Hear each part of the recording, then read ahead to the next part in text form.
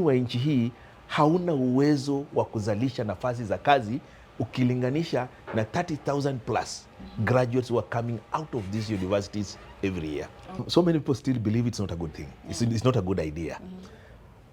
Whenever you come up with a new project, believe you me, even if you brought changes in your house today, your very own children, watasema sasa dadi naye ni gani?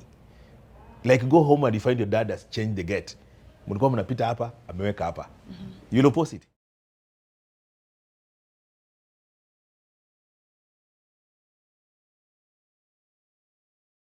Hello and a big welcome to Amaika Live. I'm your host, Faith Shikanga. And today we are very privileged to have a guest in our studio. Now there are so many uncertainties, of course, surrounding election, especially in Western Kenya. Talk of course, Malava County. What is the state? And currently, of course, there's a ticket, somebody who has been picked, of course, to take the ticket. But will that in any way cause any crack in the UDA party? These and more questions are about to be answered profoundly by our guests. So just go ahead and introduce yourself. Karibu sana. Asante sana. Kwa majina mimi naitwa Isaac Otiende. Hivi leo nafurahi sana kufika katika studio zenyu hapa Amaika Media. Nikiwa na madhumuni ya kukutana na nyinyi, kuongea na nyinyi, we share one or two things here and there. And maybe move forward as a people of Kakamega County. True. And discuss these things that really matter to us. Yeah. So even nimeshukuru sana kunialika. Yeah, it's such a privilege to have you. Thank you. Yeah, because saizi we are really facing a lot of pressing issues. Do you even know, this is a quick one before we even get deeper. Do you agree that as a country generally, tuko pabaya? Nchi iko pahali pazuri. Okay. And the country is moving in the right direction. Three factors. Fact number one, when you look at the inflation index as at today, it's below 2 digits. That's good enough. Forget about the inflation. Go to the market. Look at the market. Do an eye survey, an optical survey of the markets. Chakula iko kwa wingi, kuna mboga, kuna nyanya, kuna kila aina ya vyakula. Okay. Kuna a worldwide economic slump. That's why unaona watu wengi wanasema hawana nini? Pesa. Hii slump haijawahi potea. Contrary to what UDA, pesa mfukoni. That was our mantra. Thank you. That was our mantra. Pesa mfukoni. But with the slump, kwamba kuna suppression ya kiuchumi ulimwengu mzima, si Kenya peke yake. Utapata kwamba watu wengi hawana pesa mfukoni, but things are moving in the right direction, my daughter. Now we'll get back to that definitely. Now initially you were in ANC, and as currently, of course, you have now shifted to UDA. That's what we are. A very vibrant member. Yes. Why the deviation? In politics and in business, in any business, if you're in business and your business is not making profits, kwa mfano hii studio yenu nzuri sana, baada ya miaka 5 mpate ya kwamba hamfanyi biashara vile mlitarajia, itabidi mfikirie either kuiuza ama kuiunganisha hii biashara yenu na biashara nyingine ambayo inafanya vizuri. ANC was not doing very well. After elections 2017, NC had like 5 elected members of parliament. I can name them for you. In the name of Bishop Titus Kamala, Tindi Mwale, Aseka, Nabulindo, and even Ayub Savula. They were members of parliament then. And Cleophas Malala as a senator.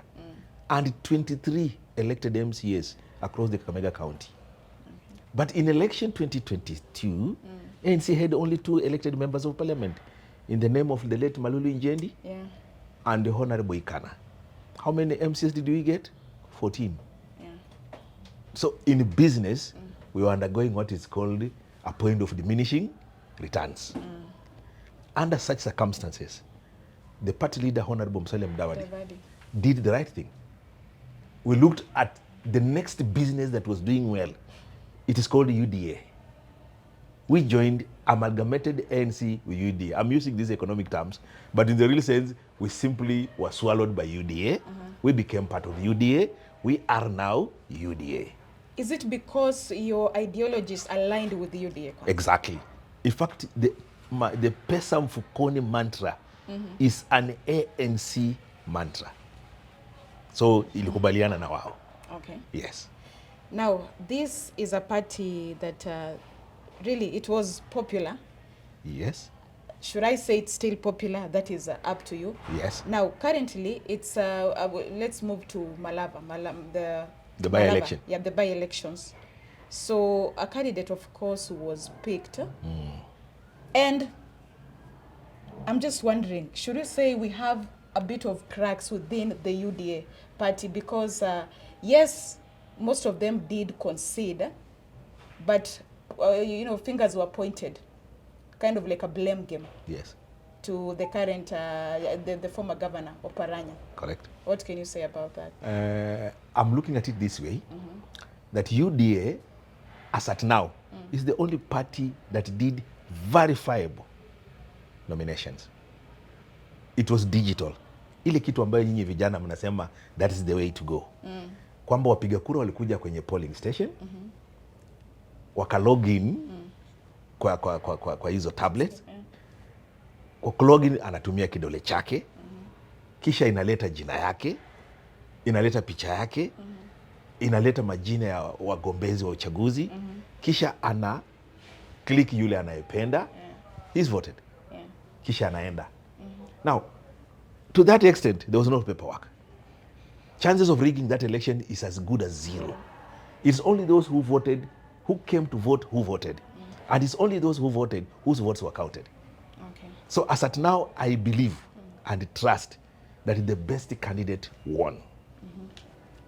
As for cracks and uncertainty, that is very normal in politics. In any competition, yule anayeshindwa, wakati wa kwanza kuna ile acceptance to lose. Atasumbukana na ile acceptance. Lakini baada ya siku 2-3 akiongeleshwa vizuri, anakubali. That's why you've seen Shimaka conceded. Ryan conceded. The other guy is called Kangwana conceded. Now, by them conceding defeat, we are good to go to the next stage. Okay. Yeah. Now, there's something we are supposed to really face, because currently the ground kind of speaks a different language. But I just want to know, how confident are you that indeed Andakwa will actually take it? In terms of confidence, Yeah. we have never been this confident. You know, I'm so happy that our opponent is underestimating us, is underrating us. More like the ground, actually. People talk about the ground. Yeah. But when we went to these nominations, I kept on believing that Ryan would win. I kept on believing that Ryan looked a bit as a better candidate, stronger. He had the advantage of the father, the sympathy of his father's death, the power of the clan, then the age factor of the Gen Z. It was all working for him.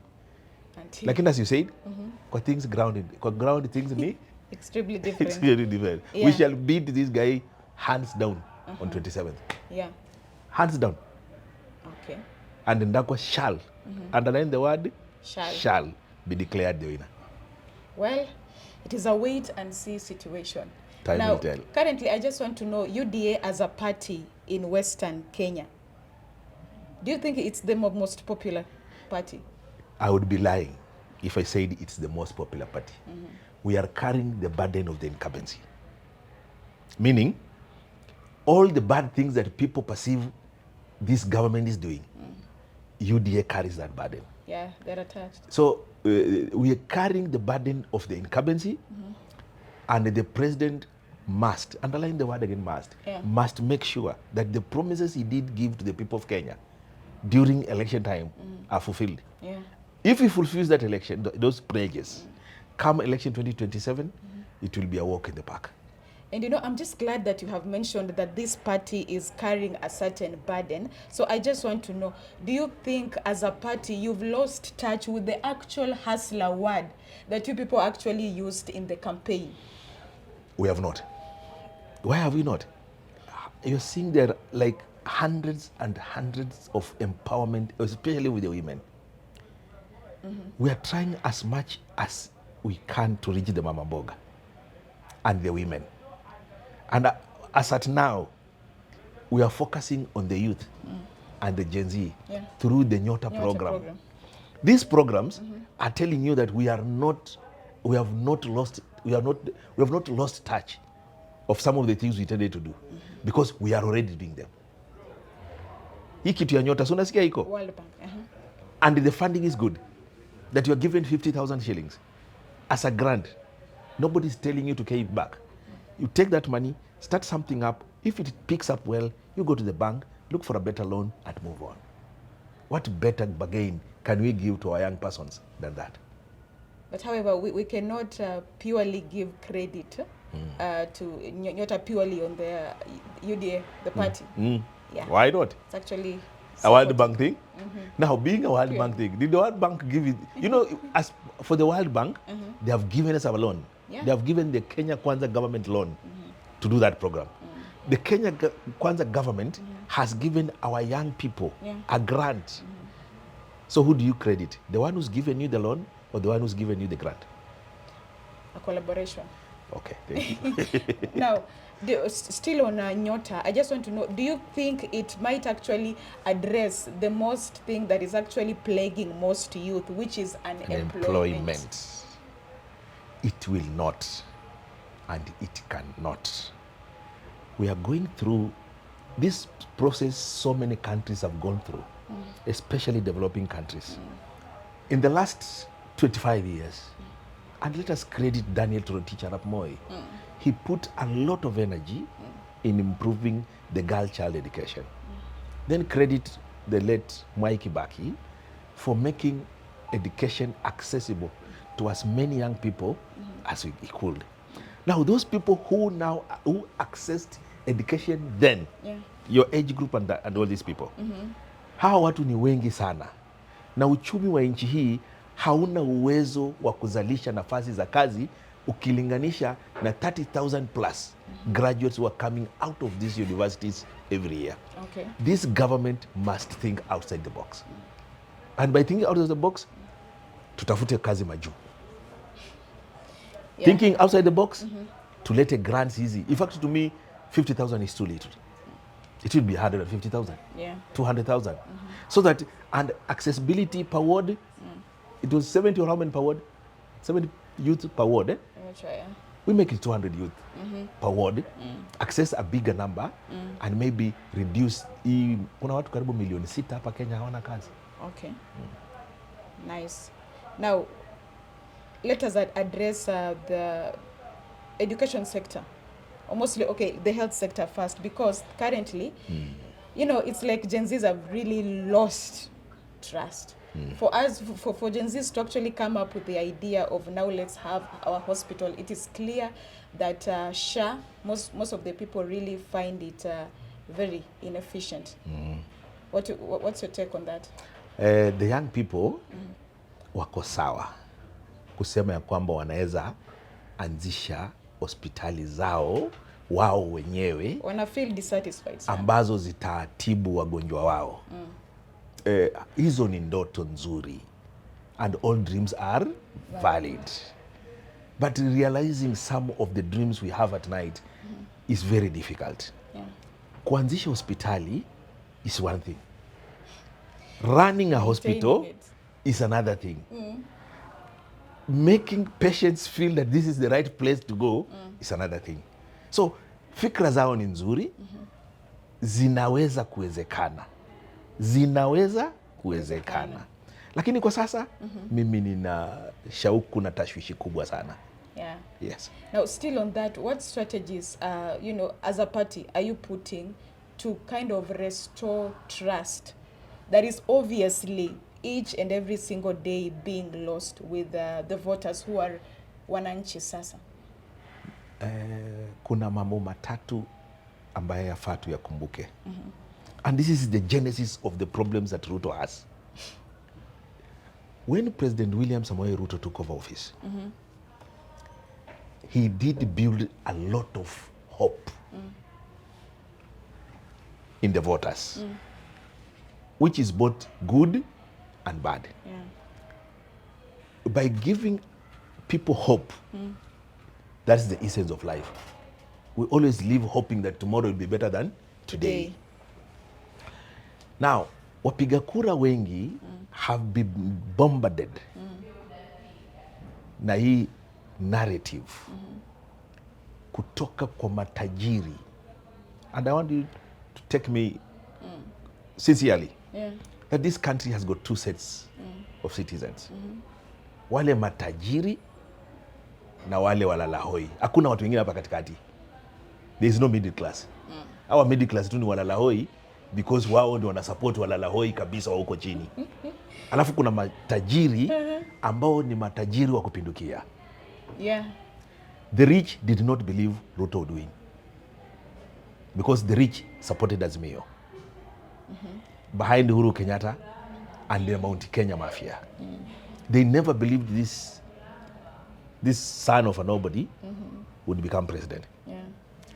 It has taken them too long to accept that he is president. They've done so many things, said so many things against his presidency so as to bring him down. For you who are still young, when Daniel Toroitich Arap Moi was president, Yes. all that time he was president for 24 years. Our Mount Kenya community never believed he was president. And they fought him for 24 years. I was your age then, so I can remember what I saw. Daniel Toroitich Arap Moi was a very good president until the Mount Kenya people made him a bad president.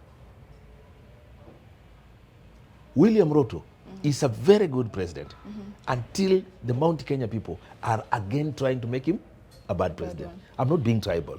I'm being realistic because I've been to both worlds. I almost branded you as one. No. Why am I saying this? Whenever a president is Kikuyu, there is no noise in this country. Kibaki was president, nobody said anything. There was mega corruption during Kibaki's time. Nobody raised a finger. Okay. When Uhuru Kenyatta was president, nobody talked about it. Uhuru Kenyatta could be the worst president this country ever had. The 11 trillion shilling debt we have today, 9 of it was made during Uhuru Kenyatta's time. Nobody from the Mount Kenya ever made noise because the president was one of them. I pity this president today. What really makes his work very difficult is just because he's a Kalenjin. But why Kikuyu? Take it to the bank. There will be no noise. Now, back to your question. Are the voters going to vote for Ruto? Definitely yes. Are you even going to restore the trust first of all before we even move to the votes? Because clearly it's deteriorating. That trust can only be restored if Ruto fulfills the election pledges he made. One, he pledged he'll do something about agriculture. Between me and you, is it fixed? To some extent. It is fixed. He pledged he'll do something about this SHA, the Social Health Authority. To a small extent, it has been fixed. To a large extent, it has not been fixed because the oligarch in the Ministry of Health at Afia House would not want it fixed. So he must do something about the oligarch. He must do something about the corruption cartels in the Afia House and have this thing fixed. I believe Duale shall do it. Wow. The road networks, he said he'll fix it. Is he fixing it? Some areas. The housing project, is it a bad idea? Come to think about it, my daughter. Okay, it is You will something. need a house tomorrow. Yes. Your own house, not your father's home. If you can be able to buy a house in Kakamega here, what's bad in that? Something that some people still think it's a contentious way of getting tax. Yeah. So many people still believe it's not a good thing. It's not a good idea. Whenever you come up with a new project, believe you me, even if you brought changes in your own house today, your very own children, watasema sasa dadi naye ni gani? Like go home and you find your dad has changed the gate. Mlikuwa mnapita hapa, ameweka hapa. You'll oppose it. I won't. Most likely you will not, but your other brothers or one of your brothers asema ai daddy hii geti ungefanya iangalie huko. So it is normal wanadamu wakati mwingi hawapendi mabadiliko. Yeah. Lakini yakiwa hayo mabadiliko ataona uzuri wake, watakubali. Okay. Ruto has been commended by, I don't know which president of that, which kwa hii mkutano ya UN imekuwa juzi in New York. Our housing project was mentioned as one of the best United Nations habitat program that will get people off the slums into better habitat, which I think is a good idea. Now, still on that, I'm just glad you mentioned the housing project because teachers, they were actually promised 20%. Do you think this is workable in the first place? Because this was like a random mention. Certain things that I said in a political gathering, never give it serious thought. Because if he has got to give teachers 20% of those houses, the policy must change. What happens to it? Must go to parliament. The policy must be changed. Even the way it is funded must be changed. Then it should be known who are these 20% of the teachers who are going to benefit. So to me, I didn't take it serious. I did. Okay. Yeah. Now, moving back to the county, Kakamega County. So currently, we talk about, of course, the gubernatorial seat, the forthcoming elections, 2027. In whose hands are we safe? That question shall be answered in 2027. But looking at the dynamics today, look at there's Honorable Elsie Mohanda, there's Honorable Boni Khalware, and the incumbent Fernandez Barasa. If elections were held today, who do you think would win? Very simple arithmetics. Boni Khalware comes from Ikolomani. It's a Mwidaho. Politics is local. I'm not being tribal again. Politics is local. It's a Mwidaho. Honorable Elsie Mohanda comes from Ikolomani. It's a Mwidaho, married in Shinyalu. Ikolomani and Shinyalu virtually share the same clan dynamics. Do we really have to? Okay. When I look at Elsie Mohanda as a gubernatorial candidate, she's a good lady. She's done so well as a woman representative. I think she's biting more than she can swallow. Why? The Mulembe nation, the Luya community, is a patriarchal in nature. It will be an uphill task convincing the male chauvinism. Let me underline that word so that you like it. The male chauvinism in this county to vote for a woman governor. Now, look at Honorable Cleo Malala. In 2022, Cleo Malala was a very vibrant candidate. Why do you think he lost election? Don't tell me because he picked a lady. No. The voters looked at Cleo as too young to be governor. Age worked against him. The people said, no, he's still too young to be a governor. Wacha kuweko kitu ingine kidogo, miaka ifanye nini? Isonge. This very same dynamic will work against Elsie Mohanda. I'm being realistic that in 2027, the patriarchal nature of the Luya nation will not give a woman the position of governor. Tell me today, how many MPs in Kakamega County are elected as an MP?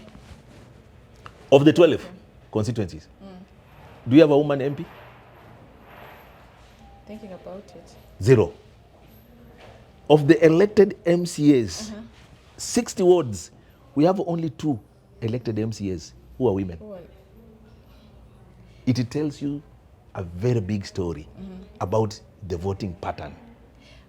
But sir, do you think it's actually time to change that? Because if you ask me, this is inequality that is actually deep rooted in Western Kenya.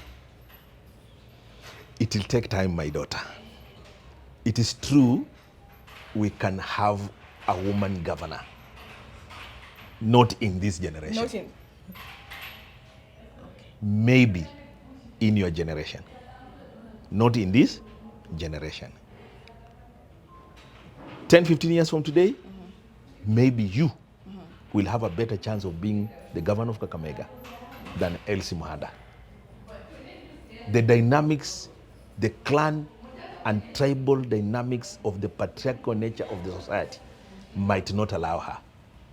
So to me, if I were Elsie Muhanda today, I would simply sit still, run for woman rep, win it for the third time, and praise God. Now, at this point, I'm actually feeling we should actually invite you the next time, because talking about chauvinism in Western Kenya, that is a whole nother topic that we will spend hours. Yes. Because clearly you've just put it there that based on gender, she might not get the seat. And I've given you plausible examples that we don't have a woman elected MP and we have got only 2 elected MCAs. Okay. It tells you something about what people do and talk about in the wards where they vote at the lowest level. Is it something we'll always have to deal with it, unfortunately. Now, I just want to bring in the youth, because let's talk about Boni Khalwale. He's a good guy. Yeah. He's smart. He's a good senator. The best Boni Khalwale can do is become the Senator of Kakamega. This is not the first time I'm hearing about this. I did not vote for Boni, neither did I vote for Fernandez Barasa. If elections were called today, the Wanga nation, you know, we've got small nations around the Luya nation, the Wanga nation with the 3 clean constituencies, with over 180,000 registered voters, might easily rally behind one of their own, or shall easily rally behind one of their own. So Barasa could be starting this election with over 150,000 votes. Khalwale will be starting this election with a vote from Ikolomani that is divided between him and Elsie. And there are only 40,000 registered voters in Ikolomani. Elsie takes 10, Khalwale takes 20. There's already a division up. Yeah. Tukija Pashinyalu, again they divide. They divide. And somebody starts with a head start of 150,000. So if elections were held today, I still believe that Barasa will beat them hands down. If the dynamics remained among the 3. Okay. Now, if Cleo Malala comes into the scene, it becomes even more sweeter for Barasa. Because now the number of votes that shall be divided between Barasa, Elsie, and Cleo become even bigger, and Barasa will win even easier. My thinking. Yeah. You really do sound very certain. You do, trust me. Okay. Now, bringing in Gen Zs, because right now this is like a revolution in its own, kabisa. Correct. So it's clear that most of these youths are really getting into polls. So I just want to know, maybe, what is your take with, first of all, their way of expressing their dissatisfaction with the government. Initially, it was demonstrations, but with time that calmed down. And so they are now moving to just try and establish what they think has not been provided by the government. In fact, somebody else was saying this is like level 2 of Maandamano. What's your take on their way of expressing their dissatisfaction? The young people today are doing what we did 20, 30 something years ago. When Moi became so dictatorial, we went the same way, but we did not have the advantage that the youth of today have. Social media. You people have everything in your hands. You can do it from your houses. Sisi ilibidi twende kwa street, tupigane na polisi. There was no new constitution. You could get killed. You could get arrested by the special branch, and nothing would happen. The young people are doing the right thing because this country belongs to them. And if they let go this country, they'll never have anything to show their children and their children's children 30 years from today.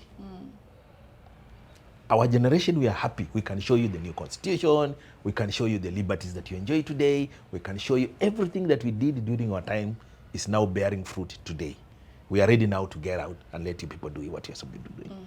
But what you people should equally know, it's not about the social media. And that's why I'm looking straight in the eyes of the young people. Talk to them. I'm telling you people, the young people out there is there, including my very own children. Kama hamtachukua kura, kama hamtachukua nafasi iliyoko sasa, mwende katika vituo vya kujiandikisha kama wapiga kura. Yeah. You would talk, you would cry, you would maandamano, you will do anything you want to do, you will never change anything. The best way to actualize what you people are fighting for ni kutoka mahali mlipo sasa. Nendeni katika afisi za IBC, mujiandikishe kama wapiga kura. It's only through that vote and the ballot box that you shall actualize the changes that you want. Okay. I'm done. Nice. Even as we wrap up, maybe, what do you think about their decision of, because they have this very strong notion of it's all about clearing the swamp. The leaders, that is. It is not possible. Clearing the swamp is a good idea, but you cannot clear the whole swamp. Kwani ukitoa hiyo swamp yote, maji itoke yote, sitakauka? Na nyinyi mtaanza na nini? Lazima one of you, and this is where the revolution missed the point. When you brought the revolution to an extent that the president of the Republic of Kenya akafuta baraza lake lote la mawaziri, akakataa kuweka mkono kwenye Finance Bill 2024, you had it right. Why did you not bring your leaders on the table now to negotiate what you want? Because you cannot be able to drain the swamp. Now, if you drained the swamp completely kutoka kila kitu, kila mtu, nyinyi mtaanzia wapi? We are all about fresh ideologies. A government is in perpetuity. Yani huwa haishi. Serikali inatoka ingine inafanya nini? Inaingia. So hauwezi ondoa serikali iliyo mamlakani kabisa. You only take over. Now you cannot take over from nobody. Mimi nakosoa vijana kabisa. You got it right but lost the point wakati mliambiwa kujeni kwenye meza mseme yale mnayotaka kusema. Next time you have an opportunity, don't lose it. Nice. Your final remarks for the people, especially Western Kenya. Mimi naomba wakazi wa sehemu yetu hii ya magharibi kwamba tuunge serikali iliyo mamlakani mkono. Kwa sababu gani? Serikali iliyo mamlakani ni kama mama ambaye amefiwa na mume wake, kisha ndugu ya baba yenyu ameregesha mama yenyu na yeye ndiye anayewalisha. As at now, we have a government in place. This government, sisi ndio tuliichangia kuwa mahali ilipo. We must lazimisha hii serikali itufanyie yale iliyoagiza itatufanyia. Namba 2, sisi huku kwetu magharibi mwa Kenya tuna wapiga kura kama milioni 2.4 million. But our actual numbers is 3.6 million. There's 1 million plus voters out there of the young people and old people, especially the young people who are not registered voters. So our numbers don't count because they are not as big as we anticipated. I'm urging the people of the Mulembe Nation, Kakamega included, tujiandikishe kama wapiga kura, tujitokeze siku ya kupiga kura ili tuweze kuwa na say yetu ni serikali aina gani ambayo tunaitaka. Nice.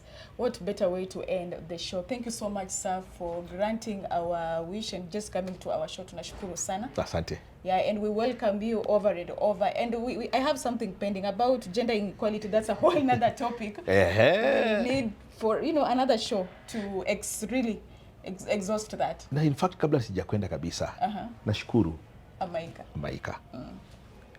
Naona huu ni mtandao wa vijana. Mna maono mazuri sana. mimi nawaombea kila laheri. Amen. Kwamba milango yenyu ifunguke, kwamba Mwenyezi Mungu expand territory yenyu, muweze kufikia viongozi na kupata uwezo wa kusaidika, ili kesho nikija hapa nipate kuna television station kubwa hapa, kuna radio station kubwa hapa, na kuna biashara kubwa sana iliyoendelea. Na wahakikishia kwamba in the next time mkimtaka kiongozi yoyote, underline kiongozi yoyote, aje katika hii station yenyu, aketi hapa nilipoketi, nitawasaidia kumleta. From your lips to God's ears. Kabisa, amesikia hiyo. Kiongozi yoyote. Keyword yoyote. Hata kama ni president atakuja. That he promises. Nashukuru sana kwa kuja. Asante. And to our lovely viewers for always tuning in, I cannot thank you enough for always making this show a success. I've been your host, Faith Shikanga, and let's meet again. Always stay tuned at Amaika TV.